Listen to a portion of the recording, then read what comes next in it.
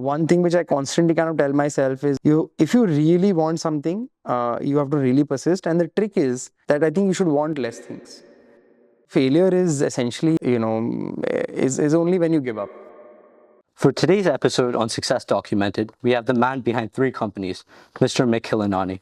With multiple decades of experience heading various companies, he has served as the co-founder of Pharmeasy and the director of Disney Hotstar, while he currently serves as the CEO of Apollo Finvest, the AWS for digital lending. How are you today? I'm good. Thanks for having me. So, you've been on, 10 plus, maybe 20 podcasts at this point in time, and I've seen almost every one of them. I don't think I got to know you as a person. Could you tell us about, you, devoid of the companies you've built, who do you want to be remembered as? That's an interesting question. I mean, if I had to just summarize it, I'd probably say that, every time I've done something, I've tried to, think more like the macro impact of what I'm doing. So as an example, I think when I started with Coupon Dunia, right? Like that company, basically the thought process was like, making things affordable, essentially. That translated into more specifically, getting into healthcare and trying to make that very accessible and again affordable. That transitioned into, Hotstar, which is all about making, essentially entertainment available every single place that you go. And now with Apollo, it's about financial inclusion and making, finance available at the tip of your, finger. Really, I think it all stems from technology, really, because I feel like, the ultimate thing and why I love technology so much is, in the end of the day, it just makes everything easier to access, and it really is the fastest equalizer that we have. And the beautiful thing about really is that I think we all talk about Silicon Valley so much, and that's a really inspirational place. But I think in a place like India, I think technology has the most impact because, the disparity here is probably one of the largest in anywhere in the world, right? So I love the fact that, technology can be used to make things which are usually barred behind because of economic reasons, but just then suddenly everybody has access to it, thanks to, technology making things really, really affordable. Yeah. So where did that love for technology stem? Was that from your childhood or? Oh yeah, I've been obsessed with technology since I was a kid, pretty much, right? I think, just to give you an example of this, I remember when the first iPhone came out, right? And this was in 2007. Yeah. And, let's say the marketing at my house around this device started in 2005. Because, I was basically shouting and screaming to everybody at home that, in 2 years' time, this phone is going to come, and, reading all the rumors and everything about it, right? And preparing my parents to make sure that I get that device. And obviously it was super expensive, right? Back in the day, this is 2007. And I remember I ended up buying it for about 24,000 rupees in India, right? Which was very, very expensive. And there's no chance, basically, my parents would have greenlit that. The only way they did that is because they admired the 2 years of continuous effort that I made in really marketing that at home and making sure that, the minute it was available in India, I get access to that. And I've been like that forever, right? Always loved exploring things on the computer, constantly, basically, whether it was video games when I was younger or, anything to do with technology, right? That was my, I would say, fun space. I had one PC which kind of followed me around everywhere. And I always have been kind of intrigued and amazed with, it kind of feels magical. That's, I would say, right? I think so many things which, you just I've seen, as a child in cartoons, right? Simple stuff I don't know, when you see Jetsons, right? They used to have this, video calling thing, Yeah. right? And now we have, as an example, FaceTime. I think, again, you've seen in cartoons and you've seen, I don't know, James Bond, etc., have a watch in which he's communicating with his, with his headquarters or something like that, right? Now everybody has an Apple Watch. And so it just feels like, in a way, science fiction kind of gets you interested in, what is possible, and it almost like always turns out to be a precursor of what we can achieve just in a few years, right? So that's why, tech is something which, I mean, even today, right? Like in my free time, you'll probably watch me, or you'll see me being on YouTube, exploring different things, trying to build, small apps here and there, just to see what all is possible, right? Like, because I just feel like it's too much fun for me to do that. That's interesting. So, which year did you go to CMU? I went in about 2010. 2010. And was that to further, learn about technology, or was that just for the sake of? No, so I'll tell you, like, the funny story about there is that, I've always been like obsessed with technology, and because of that, I ended up, wanting to do my, engineering as well. But, the really crazy thing is that when I went to do my engineering in India, right, and I went to Mumbai University, I got so disillusioned, right, because I felt like this isn't, what I signed up for. Because I think, if I had to just unfortunately put it down to what kind of disillusioned me, was probably, honestly, a combination of probably the syllabus and the teachers, right? Because I feel like in everything in life, I think the most important thing is the teacher. I mean, forget about the syllabus as well, right? If you have the right teacher, they'll probably not care too much about the syllabus and just make it exciting, or teach you whatever they think, is actually relevant. And, you don't always have to follow the syllabus, right? I just feel, unfortunately, at least in Mumbai University, we didn't have teachers who themselves, I don't feel, are too excited about what they're doing, or, were really connected to, the stuff which was happening in the real world, right? Because, I mean, today, if I'm I'm obviously very well connected to what's happening in the technology world, and I just can't help but be excited. Like, if I was talking to students about it, I would just be like, this is the best thing ever, right? Because it is for me. But I didn't see the spark in their eye, and it kind of translated. And the funny story is, before going to CMU, I was so disillusioned that I thought, like, this is how, real life really is. I actually remember talking to my family and telling them that, listen, I think I should just do an MBA, right? And kind of move away from all this tech stuff and things like that. But like, actually, my elder cousin brother, who was kind of like a mentor to me, he was the person who was like, that's not happening, right? Like, I know you since like you were like this tiny, and you've been obsessed with tech. I don't know what happened to you these 4 years, but we need to kind of erase all of those things.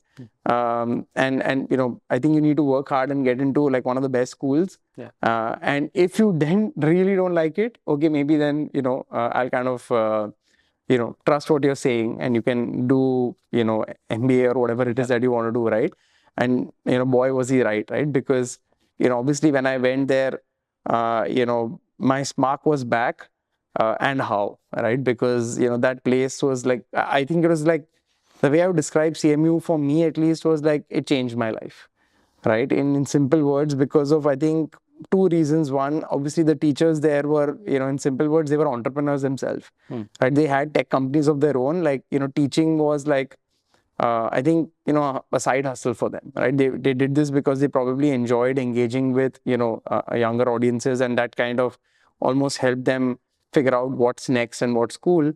And at the same point in time, I think the people in the room, right? Like, I mean, as an example, today as well, like, the entire CMU group, right? Like, who was very, very close there. We're very good friends, and it's not a surprise that I think almost 50% of the friends, or more than that actually, of the friends I had, in CMU, have their own company today. Wow. Right? And all of them in India, right? So I think, I mean, we had a magic in that room, or magic in that, in that building that we were all living together with, right? And it kind of rubbed off each other.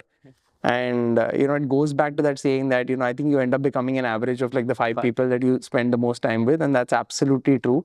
Because I really believe that going, into CMU, I think I was probably, I would rank myself, academically probably the last in my group, right? Like, I feel like, I was kind of an outlier, getting in admission over there, when I was surrounded by people who were so brilliant and so hardworking and all of those things, right? And very frankly, like, I was inspired to be like them, right? I felt like, that's that's the spark I want to have in my eye. That's the passion I want, and it kind of obviously turned out to be a huge blessing for me. Mr. Prashant Prabhu, who was the top, he was the president of Michelin Tires, and he went on to teach. He's like, yes, so I use case studies and integrate what I did in my career to teach the students, and they understand something new every day. So do you think India should start implementing that? I mean, it's absolutely a no-brainer, but I think, the problem in India really, and I think this is going to be solved because, in general, I'm a big believer that ultimately, things keep getting better, right? So I think it's a function of, I think, ultimately economics, right? So the problem statement in India, I think, has been the fact that probably, um, the math didn't make sense for you to get industry professionals or amazing professors or teachers as an example to come in, because they are probably busy working in the industry, and if you want to take them away from the industry, then you'll have to match their commercial needs in some way, right? As an example, I think what happens in the US is obviously they're getting paid a certain amount, but I don't think it's some crazy amount. What ends up happening is they get a lot of money to do their respective research, right? Or they get associated with certain companies to do projects with them, which give them additional revenue and things like that, right? So there is a commercial way to solve the problem. I think what is happening now is that education in India is becoming more and more expensive. So my hope is that I myself have a 3-year-old daughter. So my hope is that all of this kinds of ends up making the economics in such a way that it can attract the right people to go in and teach. Because I don't think this is a function of like just getting people to do this out of goodwill. I don't think that works. That's not a commercial model. That's not something which is long term, right? I think people can come in once in a while, but if you want to make sure that they are truly vested and truly in a way responsible, right, to come in and do this on an everyday basis, because it requires a lot of dedication and time and effort, right? I think it has to be solved commercially. I think historically, I think potentially India didn't have the commercials to support this, right? Like I don't know whether you could 20 years ago or 30 years ago do a class which is really expensive because you're getting the best in class people to come and teach. I think as our country is obviously progressing, I think that may be possible to kind of achieve, right? So my hope is we are heading in that direction. Yeah, so incentives is the main part of it. Sure. Yeah. So moving into a question about failure. What does failure look like to you? Do you fear it, and have you ever feared it if you don't fear it currently? I think failure is essentially, like, I think of it as is only when you give up, right? Essentially, it's as simple as that, right? I think to me, like, what I've kind of realized is that ultimately you end up getting what you really want, and whether you get it or not is purely a function of how much effort you put in, right? So like when people really want something, I think they persist, right? If you really persist, I think you end up getting it. But I think the problem today, which I observe, and I mean, it obviously gets to me as well. I think, we want things a lot sooner, probably because of, social media, and, we're surrounded by looking at people's photos, which are, they're always happy and always having fun and always achieving, beautiful things and amazing things. It's largely because I think people just end up, filming the best days of their life, and it kind of creates this, vicious loop where everybody just wants to have only those kind of moments without really seeing, at the, what's happening in the background, essentially, right? How much effort is going into celebrating that one moment or achieving that. So I feel like, to me, one thing which I constantly kind of tell myself is that, one is, if you really want something, you have to really persist. And the trick is that I think you should want less things, right? If you want less things, you can actually persist and put in a lot of effort to achieve them. I think another problem today is people want everything under the sun, right? It's not like people want one thing, people want 20 things or 10 things, right? We want like an amazing car, we want an amazing house, we want an amazing career, we want to be healthy, we want to be an athlete, we want to do so many things. I think, it's very difficult to do that, right? Because the world is hardcore competitive, right? So if you want 10 things, you're going to be beaten, by somebody who's trying to achieve one thing. Exactly. So I think what you have to really focus on a lot is that what is that one thing that you really want, and you spend enough time and effort so that by time and effort, you're beating out 99% of the competition, right? So in fact, I feel in today's world, if you are laser focused, I think that's a crazy big advantage because most people aren't. So you can beat them just by being focused. Yeah. Right? That's the mentality that you need to have. Yeah, I think something really nice that you touched upon is on social media, you see the best part, you see the result, you don't see the work that goes into that Yeah. result. And I think Alex Hormozy says this. He says an overnight success takes 5 to 10 years. Yeah. And you don't see that 5 to 10 years. So you're like, why don't I have this when I've been working for 3 days? I need that $1 million. I need that whatever.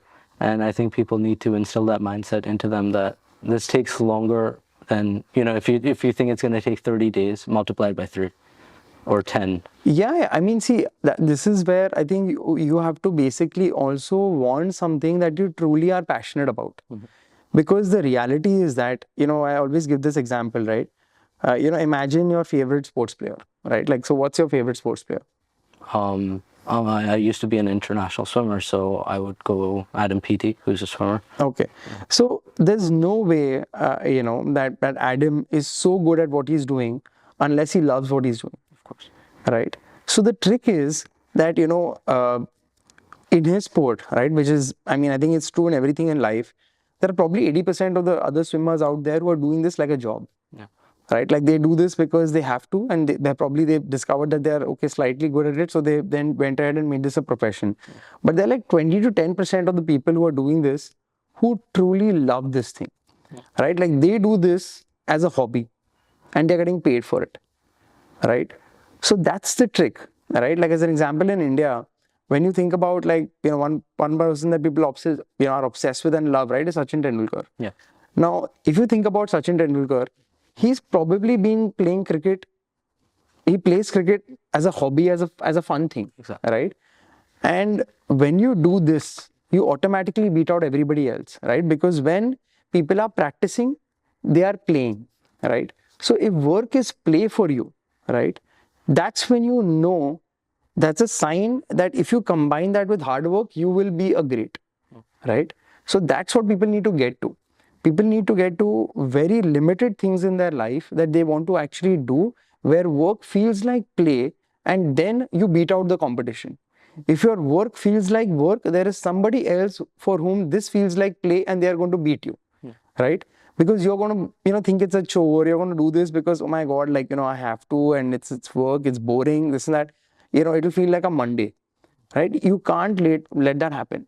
I think you have to spend a lot of time in your life figuring what you're truly curious about, right? What are you truly passionate about, curious about? And if you follow that signal, right, that's when you know that the end result will seem like something you can just do because it's fun. It's like, technology for me. Yeah. Like it doesn't feel like work. It's genuinely exciting. I love it. I love following, what all is happening. It's a dynamic world. It's great for me. But I'm sure there are like, I don't know, millions of people out there for whom this feels like alien because they don't like the world which, constantly keeps changing. You have to keep updating yourself. It doesn't feel like that for me, right? This is what I would, this is what I've been doing since I was a child, right? So it's just great that I get to work at what I, used to do as a child. So I think that's what people need to really figure out. I have one point of contention. I'm going to play devil's advocate here. You said when you only fail when you give up. Do you believe that there's a certain point at which someone should realize that this won't work out and they should give up? I feel, the way to solve that problem, is to figure out what it is that you really want. Because I genuinely believe this, that when you want something really badly, you will not give up. It's as simple as that. People only give up mostly when they truly didn't want something.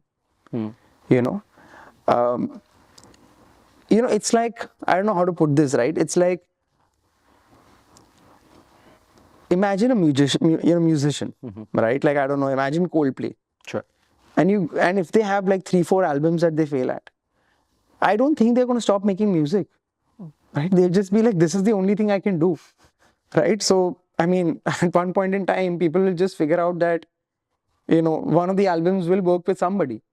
So this is what I say, right? Like, you know, people really need to figure out what is it that they would do for almost free because they have to do it. You don't do something because, you know, somebody's forcing you. It's almost like I have to do it. Like building your own company or, you know, being an entrepreneur, I think for some people, it's an outlet. It's not something that they're doing for, you know, because there are commercials attached, right? It's just because this is who they are, right? And that's what I mean, right? I think you have to really figure out what it is that you really must do, because you have to get it out of you, right? If you don't do that, you know, it'll drive you crazy, right? It's like, you know, I don't know, a Picasso, right? Like when they have to, you know, they are painting because they have to paint, right? Or Leonardo da Vinci, right? So like, I think that is the forcing function, right? The forcing function is you do something because if you don't do this, it's going to drive you crazy, right? There's nothing else you can put your mind to, right? And that's when you know you're following the right signal.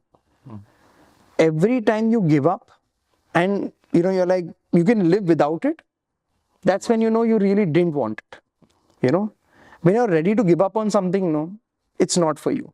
Because what will end up happening, right? Every time you try to do something world class, it is so tough. It is so tough that I promise you, every month you will feel like giving this up and doing something normal.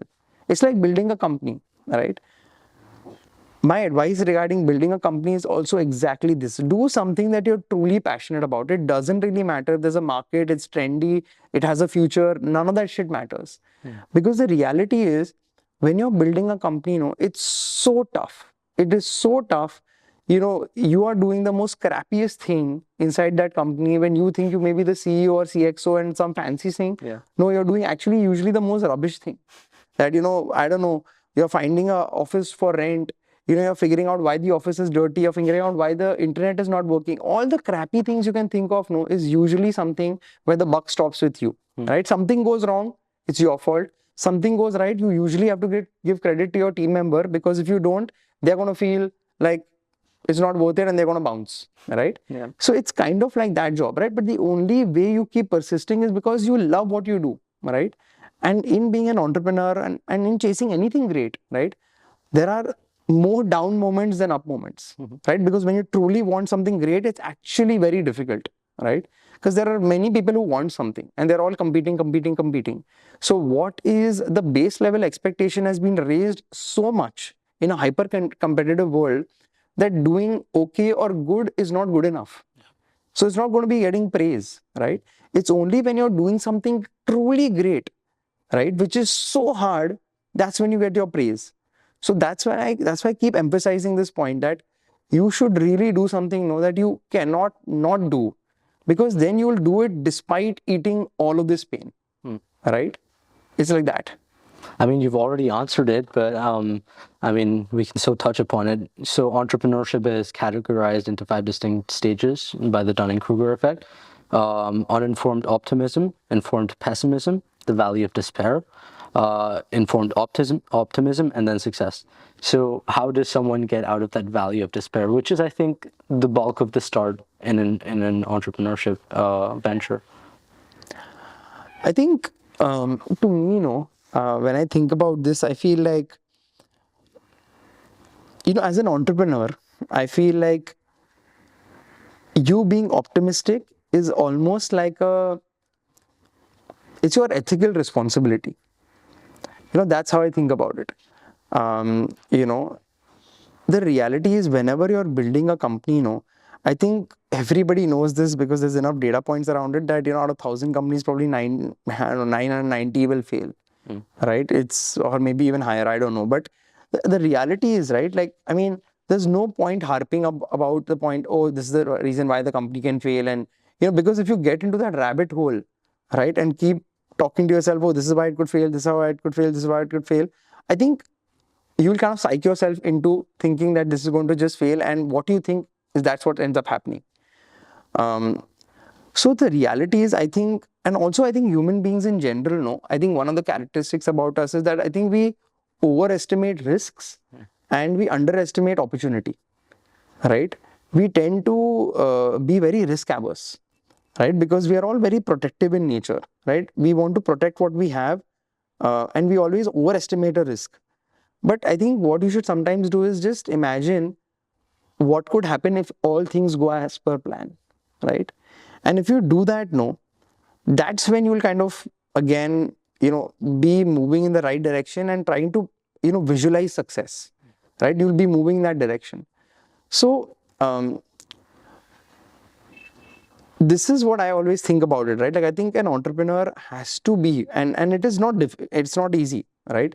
Because there are ups and downs in every moment, right? But one of the things I constantly tell myself, right, whenever you're feeling down, at least my trick is that I kind of, I read a lot of autobiographies, right? Like of other entrepreneurs as an example. I see so many of these interviews, on YouTube and things like that of great entrepreneurs, right? And my thought process is simple. Like I try to find the best of the best, right? Like I want to only learn from people who are the absolute best, right? Because I feel like in a world where there's internet, I can learn from the best. So why should I learn from somebody who's okay or average or maybe great but not the best?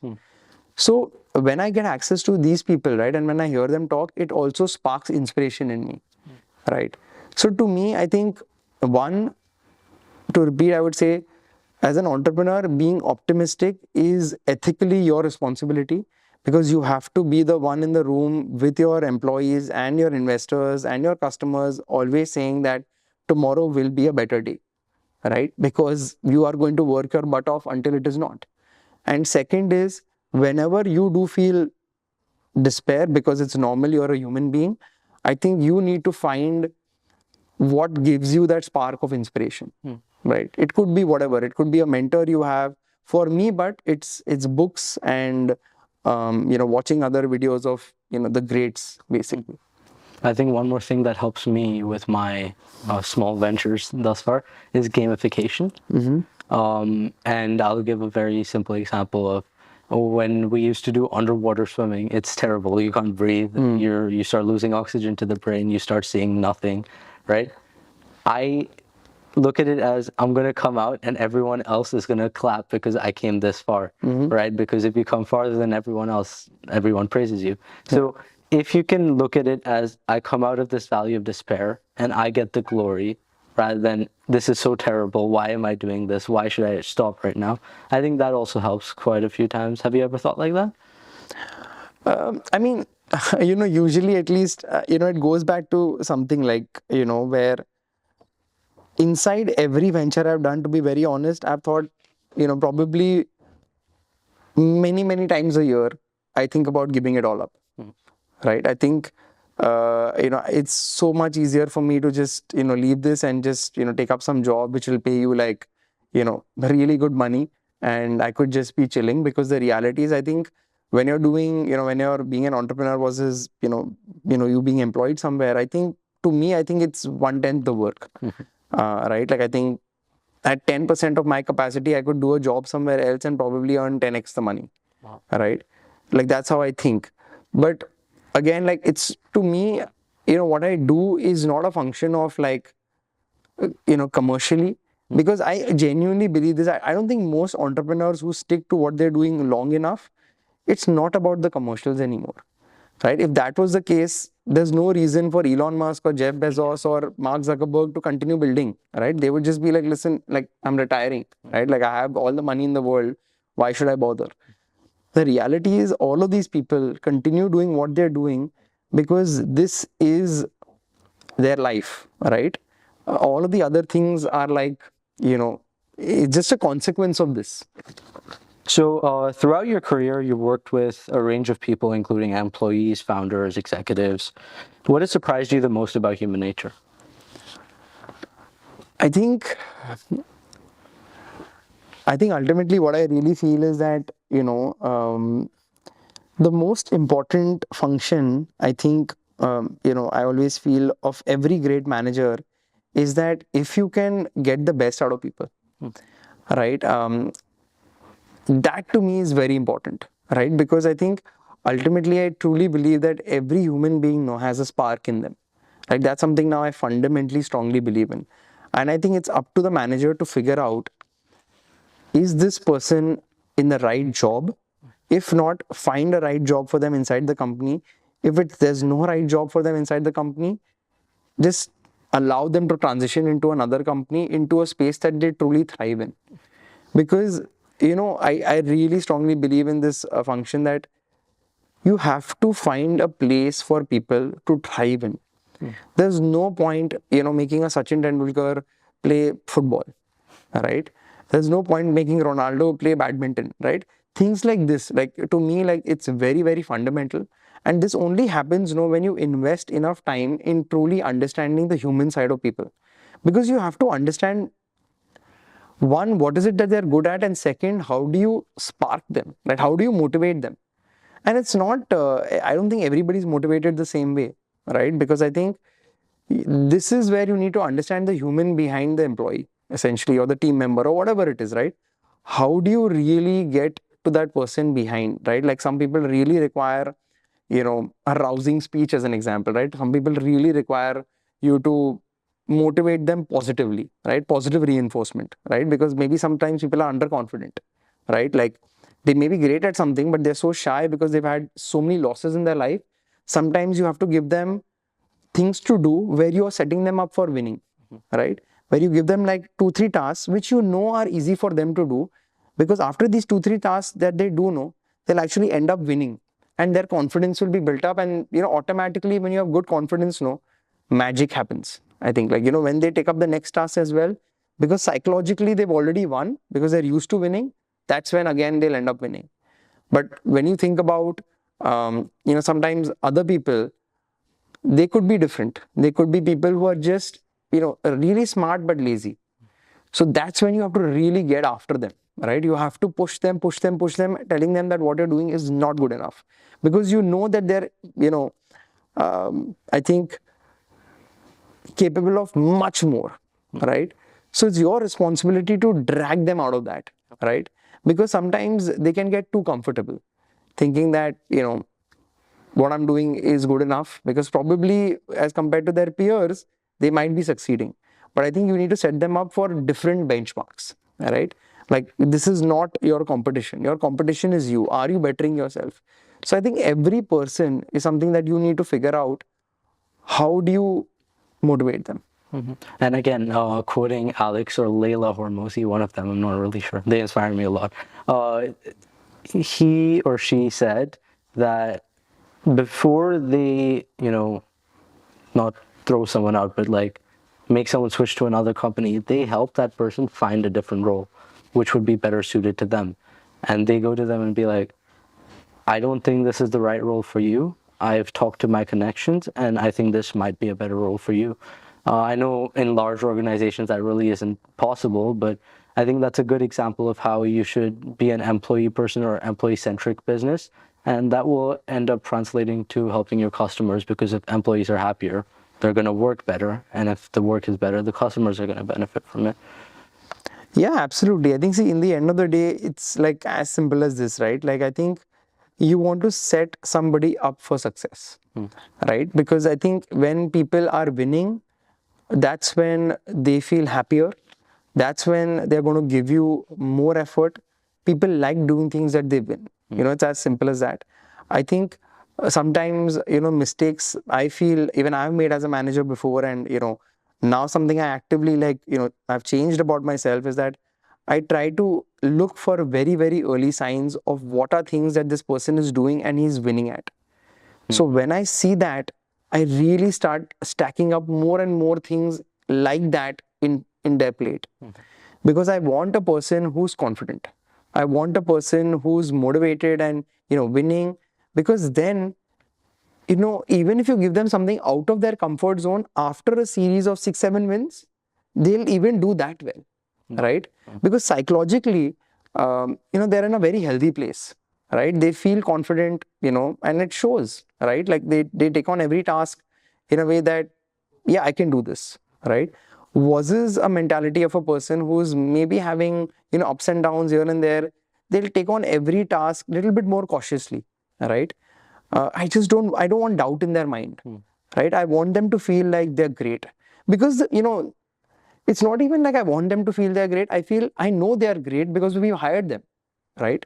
Like, if I believe in you, that's where I've hired you. If I didn't believe in you, I would not hire you. So I think you just need to set them up in that way that they believe in themselves the way you believe in them when you hire them. And when that happens, you're going to see who you hired, basically. Yeah, that's interesting. So moving on to the next question, you aren't an MBA, right?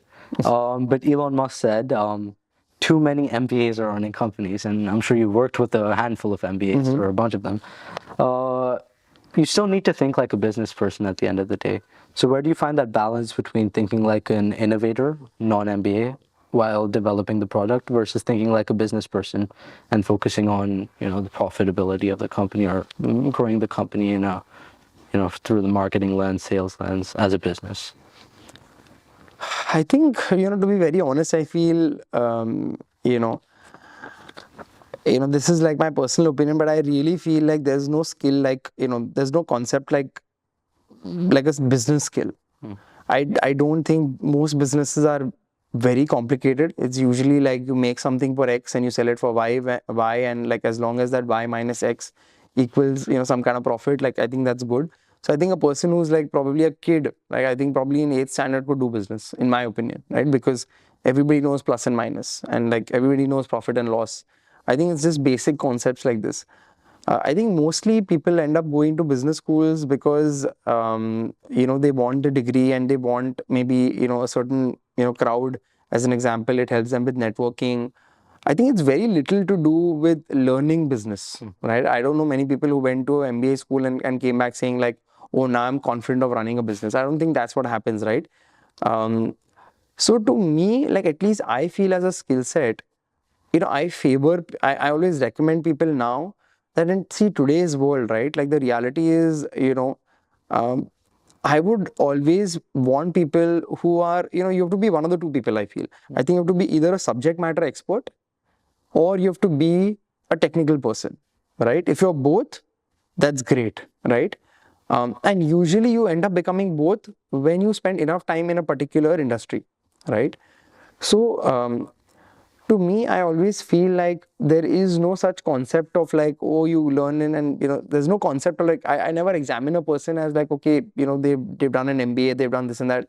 I always try to understand, like, at least my way of evaluating people is, especially when I'm looking for them to work inside, a startup, is, I think broadly 3 things I look at, right? One is, have they demonstrated any X factor in their life? And what I mean by X factor is anything that they were madly passionate about and they've demonstrated this through action, right?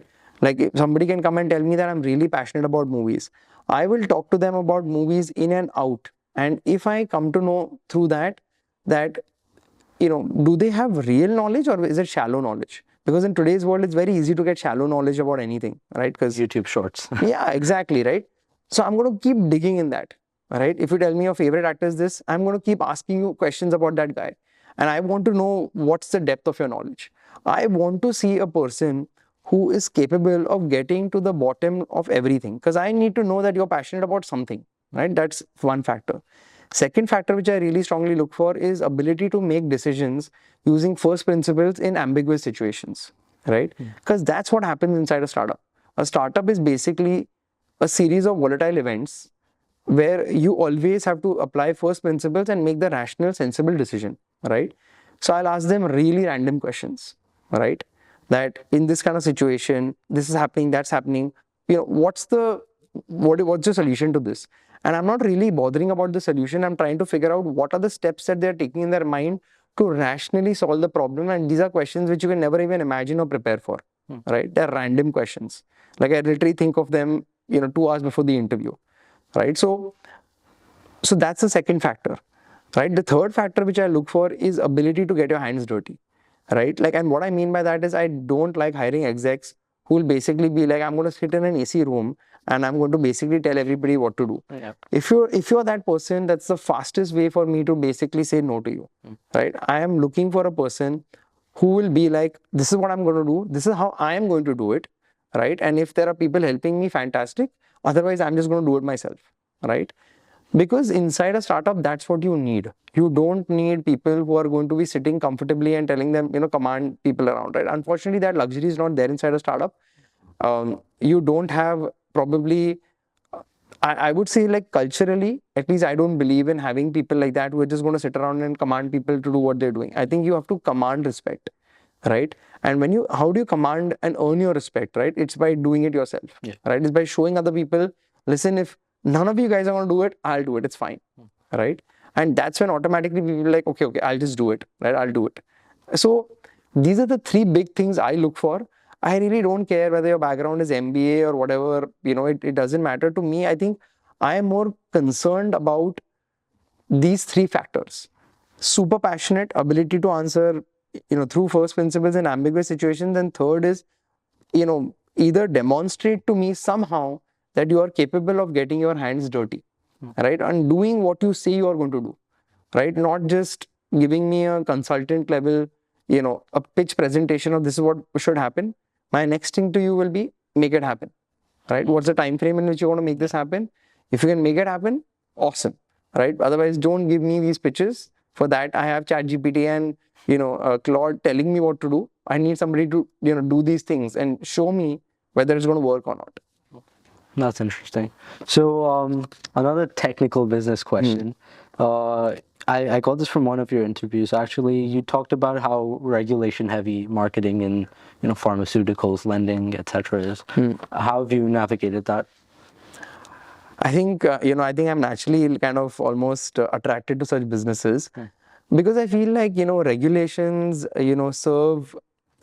I think a lot of these industries are kind of maybe over-regulated to the point of, I think it's almost like, I think my honest opinion is, I think we need to find the right balance, right? I think we need regulations, but we need to find the right balance so that we encourage heavy competition. So the problem what's happened, I feel, with regulations is that it's locked out the industry, and I think it's ended up almost protecting the incumbents to the point where there is, like, I think customers everywhere are suffering because if there is no competition, customers end up getting crappy service, and because everybody's giving crappy service, like, nobody is incentivized to do better, right? Oh, okay. I think what we need is crazy competition, right? I feel like essentially today, when I talk about financial services, we are living in a country which is heavily underfinanced, right? I would love for the regulator to come out and be like, whatever the rules they want to come up with, right? Come up with transparent rules. This is me basically encouraging competition to me, right? So I would want the regulator to come out and be like, this is the framework which I have. This is how I will allow other people to get a lending license. Because I want there to be many, many more lenders. I want there to be many, many more banks, because this is what's best for the country and this is what's best for the customers, right? Why are we living in a space where, I don't know, 10-15% of India is getting formal financing and the rest 85% is not getting anything? And how are we okay with that, right? So to me, the problem with regulations is led to over-regulations. I think there are so many rules that I think even if a person has spent 30 years in lending, I don't think they know all of them. There are rules which are made, which are, probably since the time of independence. Have we even looked at those rules and seen if they are even valid today in a day and age where everything is happening, through APIs, right? So, and I don't think it's possible to be done, right? Because, and I don't even blame the regulator, because this requires almost like it's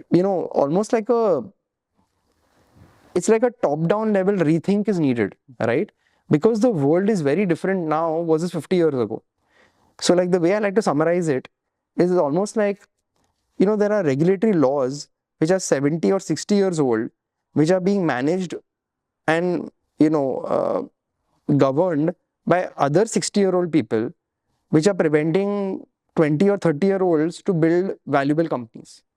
like this line doesn't make sense, right? I think we need a radical rethink on regulations to encourage competition, unlock business value, right? And we've all seen what can happen, right? Like, I mean, Airbnb, Uber, Ola, Amazon, Flipkart, there are so many examples of, how basically technology can unlock billions of dollars worth of value, right? And how many jobs can it create, right? That's what we want, right? You want to encourage many more businesses to come up which are highly efficient, because ultimately that's where customers win, that's when the country win, right? So I think that's the rethink which is needed. And in a way, that's what attracts me to these sectors, because I feel, very honestly, and it's sad to say this, but I think it's easy to compete in these places because I think others don't bother to compete because they know they have a license, and it's so difficult for other people to get a license that just by having a license and doing maybe 5 on 10 execution, you will be able to win, right? So I would love for this to kind of change. And is there anything specific, if you were making the regulations, is there anything specific you would change? Or is it just broadly you would like to make it more equitable for more companies to be able to grow themselves? I think I would do 2 things. One is any law which is more than 25 years old, like have somebody actually go through each one of these laws and be like, is it sensible? And I think there should be a limit to the number of laws you can have, like number of regulations you can have. Because you don't want it to be an, like never-ending web, right? You want this to be, like there should be like a number that beyond this, it doesn't make sense, right? So I think any law which is more than 25 years old needs to be looked at whether it's relevant in today's day and age or otherwise scrap it. That's point 1. Point 2, I would work very hard if I was a regulator to get many more people, in these spaces to encourage heavy duty competition, so that ultimately benefits the country and the customers. So in the past 2 months, I've found myself stumbling upon your LinkedIn and your Twitter. Yeah. And it's really interesting. So I picked out about 5 to 10 of my favorite quotes, and it would be great if you could just explain your rationale or what sentiment you have behind it. So starting with the first one, if you're willing to simplify your lifestyle for just a few years, you can achieve the life you've always dreamed for a lifetime. If you feel like you can't do this, you are caring way too much about what other people think. Yeah, I think, again, this goes back to kind of first principles, right? I think this goes back to, me thinking in 2 ways, right? One is, like, usually if you really want something, you have to kind of get rid of all the other distracting things, because like the world is so full of noise. It kind of distracts you from the thing that you really want. So what I try to, say through this is that if you really lock in and focus on just the specific 1 or 2 things that you really want and forget everything else and go at it, with deep level of commitment, I think you'll be able to get it much more easier and better and faster, than other people who are again getting distracted by all the noise, right? So that's what I'm trying to kind of communicate through this. Your end goal is achievable as long as you cut out the noise. That's interesting. Greatness can only be achieved by enduring years of pain. Every time you take a shortcut, it will only put you a few steps back. Yeah, I mean, this I think is, the simple thing I'm trying to communicate over here is that essentially every time you take a shortcut, I've always noticed that you're prioritizing like, short-term thinking over long-term thinking. And every time you do short-term thinking, it's probably, because of greed or because of, some negative emotion, essentially, right? And it tends to come back and bite you, essentially, right? So I think every time you make a decision, I think you should really, like the way my framework of making decisions usually is that I try to ask myself, like I'm 36, so I always ask myself, what will 46-year-old Mikhil, tell me if I ask him this question, right? And it kind of helps you rationalize, right? Because you have to, sacrifice the short-term wins so that you're actually on track for the long term, right? You don't want to do something which can jeopardize where you really want to go and what you want to achieve just for like, that momentary, happiness or pleasure or whatever it is that you're kind of chasing. Gratification. Yeah, this is something which, you have to really guard against. This instant gratification business, right? It's just terrible. That's interesting. Diamonds are just lumps of coal that stuck to their purpose. Yeah. It's the same thing. It's like talking about, like, I think, a lot of the stuff which I say is just all intertwined in these things, right? I think what I'm trying to say here is just persistence, right? And again, it goes back to the same theme, right? Like, I think you need to figure out what you really want in life and just persist, right? And persist. Most people will give up. You'll not. And, that's when you will find your treasure. Oh, okay. This is interesting because you talked about how optimism is your duty as a founder or a business entrepreneur. Sorry. People often mistake being pessimistic for being intelligent. Yeah, I mean, I think, unfortunately, this is the most common trait I come across. And I think people use, like, people always like to say, this will not work, right? And I don't think that makes sense. And I think it gives them this false sense of superiority because it makes them feel like, oh, I'm so smart. I spotted the problem, right? I spotted exactly why it will not work. And the reality is that, you're not a genius. You're like 99.9% of the world. And that's why nobody else is attempting this. Yeah. I think the person who's actually attempting this, trust me, he knows, all the ways this can fail, right? And he's doing it despite this. And I always like to, think, I like to give that person that credit, right? Like, because if the world was always pessimistic, we would have nothing. We would have no nice things.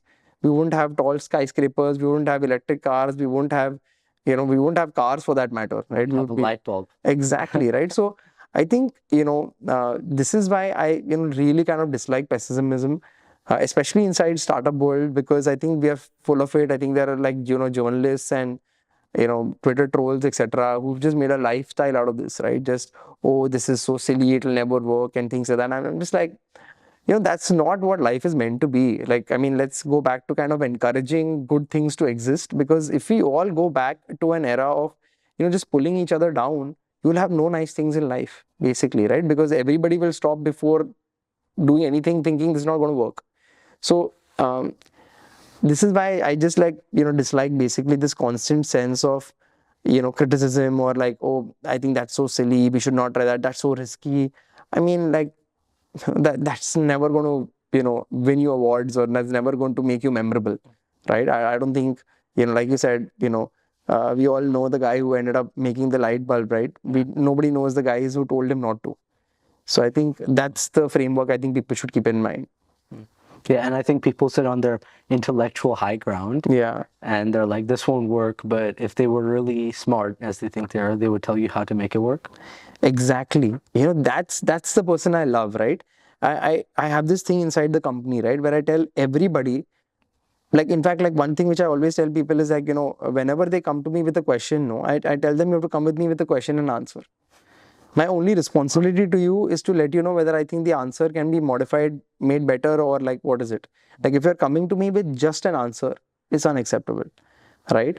Another thing which I constantly do inside the company is, like, I don't want you to share an Excel sheet with me, right? Like, this is my analysis. Your analysis has to be an Excel sheet followed by 4 or 5 lines of your actual key takeaways, right? Like, what is the output of this, right? Don't send me the data. How can it be implementable? Yeah, like implementable, or what are your key insights, right? Because that's when I know you're using your brain. Otherwise, it's just blah. This is my favorite one. Birds born in a cage think flying is an illness. Yeah. Yeah, this is again, going back, I think, the whole pessimistic thing, right? I think usually I notice this quite a lot. People who've always, there are certain kind of people who are always very cautious and do the things by the book. And, maybe they've always, lived life in a straight line, right? They always feel like anybody who's, trying something adventurous or risky or something like that, they always feel like, this person doesn't think straight, and it's so risky, and things. It goes with the same theme. I think, I think this also goes back to the same funda that, I wish that people, were more encouraging of people taking risks in general, right? Because, it's way easier not to, right? Like everybody knows that. You can all just have a very simple and cushy life and not take any risks. And I think mankind would not advance at all. So I think this thing always comes from the same fact that I think usually the people who've never done any risky thing in their life are the ones who are telling other people, don't do anything memorable, don't do anything risky, right? Just put your head down and live life. And I just feel like that's not going to get us anywhere as a human race. I think again that goes into Indian culture a little bit, especially in terms of study. Why are you thinking of starting a business? Just study, get a job, work. To me, a lot of people say this, that's Indian culture, but I actually think that's absolutely not Indian culture. It isn't? No, because I think, I don't know why there is this conception around, I know people keep telling, study and things like that, but I'll tell you, Indian culture is actually full of entrepreneurism. So I think what you said there about, birds in a cage, I think it connects back to Indian culture somewhat. I think there's a culture of lots of study instead of starting your own business, and being on the safe path instead of taking risks. What's your opinion on that? I feel like these are two differing points, right? I think the reason why, I think the reason why parents want you to study, I think they want you to be successful. And the definition of success is, at that point in time, is defined by the KPI of how much marks you get, right? So I think that is not necessarily connected to, I would say, starting your own business or entrepreneurship. Because, the interesting thing in India is that, and I think it's pretty unique to us as compared to even the developed countries especially, is that I think most people, I think in your family, or if you talk to like at least, some startup people, right? I think if you were to ask them, do you know any entrepreneur or any person in your family who has their own business? And the answer will be absolutely, right? So, which isn't the case, like if you go to the US or which you go to the UK as an example, right? Most people are just doing jobs. It's very difficult to find, local families over there where it's, the entrepreneurship level is so high compared to, a place like India where, if you just walk down, right? If you walk on a road, probably you will have, you'll have every third shop being an entrepreneurial shop because that person owns that shop and, he's been running it for like 25, 30 years. So I think entrepreneurship, right, is honestly in the blood of India. I truly believe that, right? So I think, if anything, I feel like, people are sometimes, getting confused with corporate culture and how that's probably impacting, people's safe mindset, right? I feel like, I don't think corporate culture per se is very Indian, to be very honest, right? I think Indian culture is building your own business, right? If you go to tier 2, tier 3 cities, it's very apparent there. A lot of people know many people in their family who have their own business, and maybe the size of the business will be different, right? But it's certainly enough to be sustainable for them, right? So I think entrepreneurship is part of Indian culture, and that's where I feel like, I think in a way sometimes we should go back to our roots, right? They're a lot more encouraging to do, I would say, riskier things than maybe, we like to give ourselves credit for. That makes sense. There is no good deal with a bad person. Self-explanatory, but maybe an instance in your life or something. Yeah, I mean, it's as simple as this. Like sometimes, I'll tell you like what happens, in my team, right? Like, and because we work with so many companies, and these are usually B2B deals, right? And before we kind of greenlight any kind of deal, right? So I think we do a lot of diligence on the company in terms of obviously looking at their financials and getting a lot of reference checks, etc. done. But we also have like, in-person meetings or video calls, etc. with the founders of that company. And, sometimes you hear, obviously that person isn't the best to deal with. And when you're interacting with them also, you just don't get a, great vibe. But, you may have a great deal with them, right? Like where things are going to be like really, really good commercially. But we just have a thing internally that we will not kind of go ahead with that deal. largely because, usually the feedback which I get, right, from my team is that, oh, we all the terms of the contract, right, are in our favor, right? Like there's no way that this can go bad. And the answer is that, there is every way this can go bad, because the reality is, you don't want to do a deal with a person ideally where you'll have to open up the agreement, right? You want to do a deal with a person where essentially, this person is just, ethical, essentially, right? The right person will not start quoting contract agreements, right? Or you will not have to start quoting contract agreements to them, right? Or clauses in the contract to them. They just know what the right thing is, because most contracts, at least the right sensible contracts, that you would want to do in your life, will be written in a way which is just ethically the right thing to do, right? If it's not, then it's somebody exploiting the other person, and I think those deals are just short-term deals, right? Because at some point in time, the opposite party is going to wake up and be like, this sucks, and they're going to walk away, right? And you don't want that kind of situation. You always want to do deals where both of you guys win. And when you usually doing these kind of deals, you don't want it to be a situation where with the opposite guy, you'll have to quote contract, clauses and get into that kind of fight with them, because that's a waste of time and energy, and it's going to take away from all the amazing things you could be building and creating. So that's where, this philosophy kind of comes in, that there's no good deal with a bad person, because ultimately you don't want to actually deal with bad people at all, right? They're just, negative time suck, which is going to take up a lot more energy than, probably the output you're going to get out of the deal. Yeah, that's interesting. Kanye West's levels of self-belief combined with the work ethic of Ronaldo. Yeah.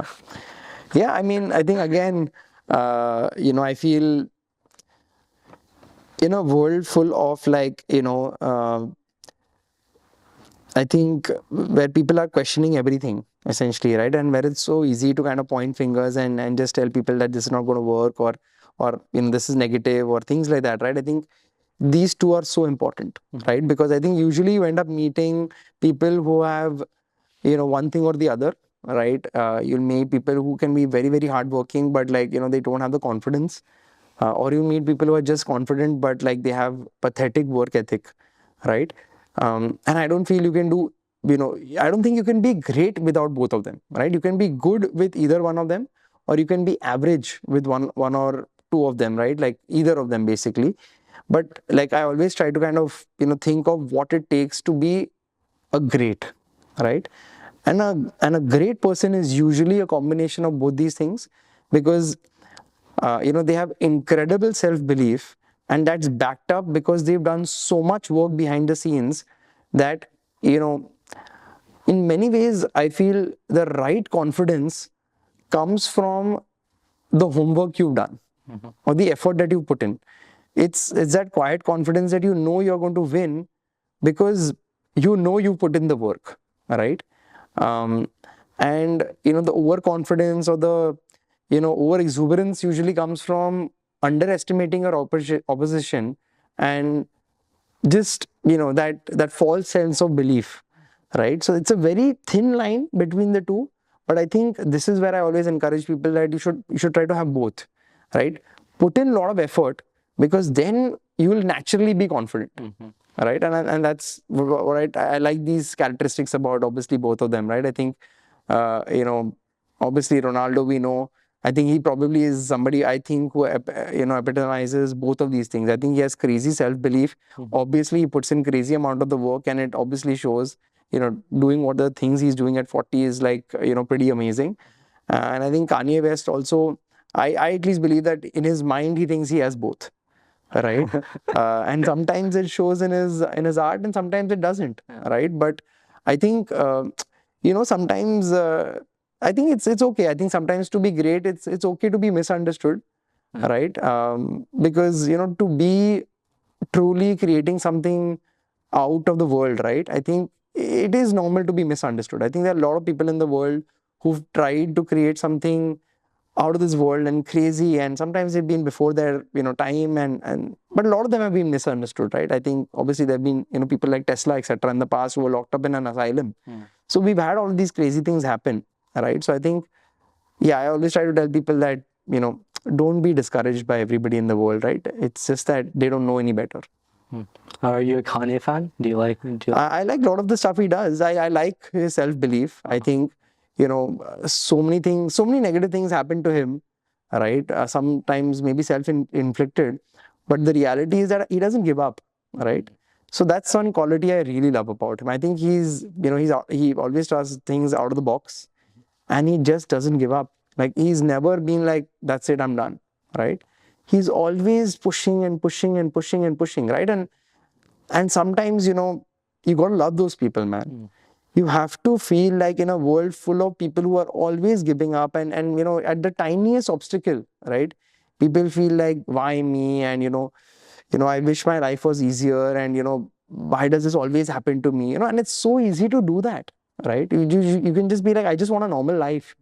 Because nobody, and the kind of stuff which has happened to him, right? He's got debanked, he's got pretty much thrown out of the industry. A lot of crappy things have happened to him.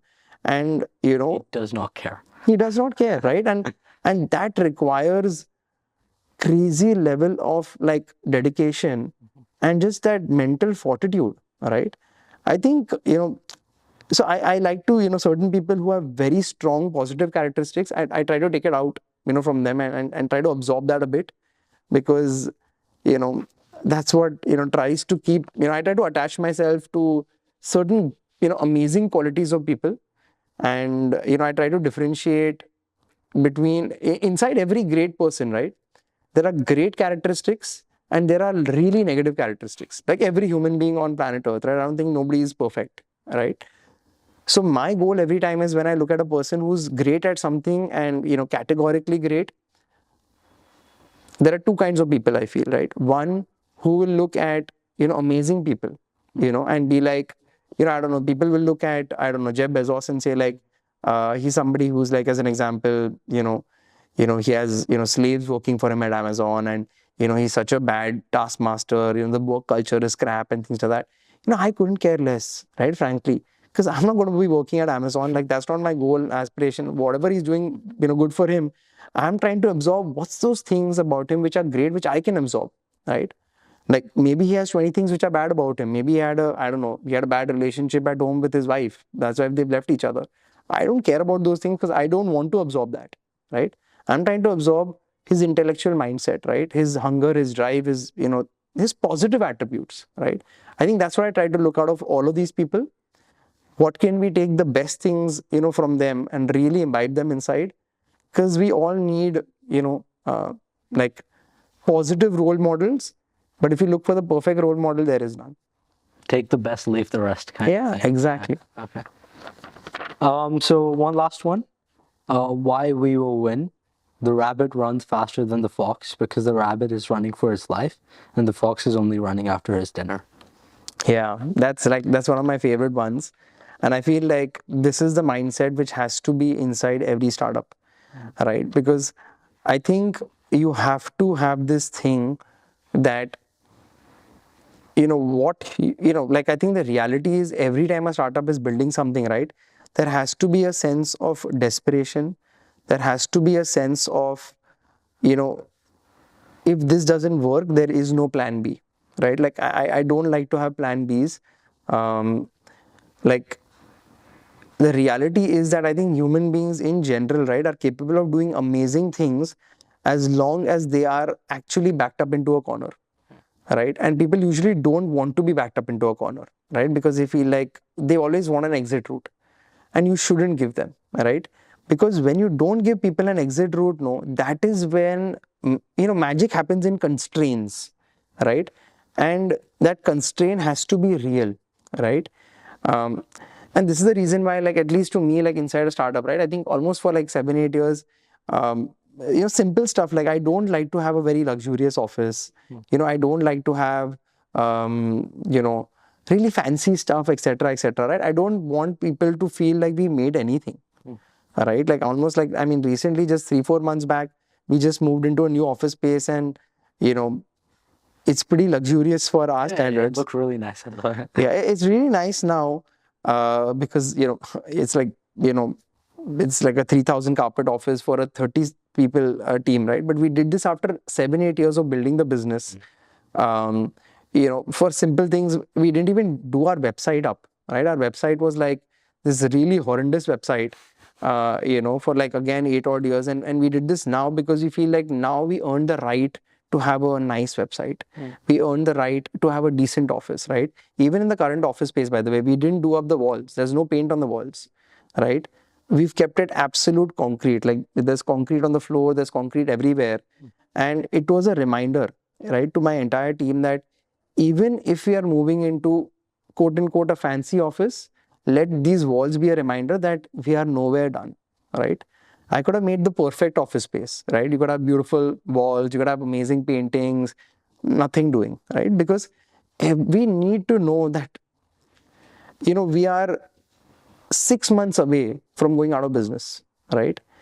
Because the world is a very competitive place, right?